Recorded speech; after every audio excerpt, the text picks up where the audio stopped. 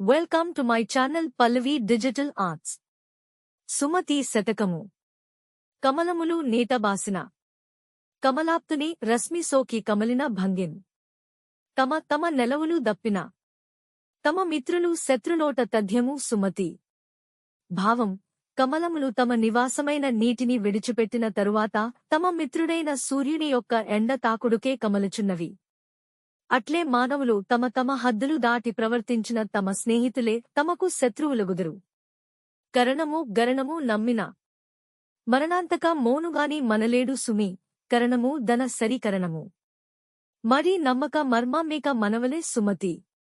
భావం: ఒక లేఖకుడు మరియొక లేఖకుని నమ్మిన మరణముతో సమానమైన ఆపదను చెందును. కావున లేఖకుడైనవాడు తనతో సమానుడైన మరియొక లేఖరిని విశ్వసింపక తన గుట్టు ఏక జీవింపవలయును.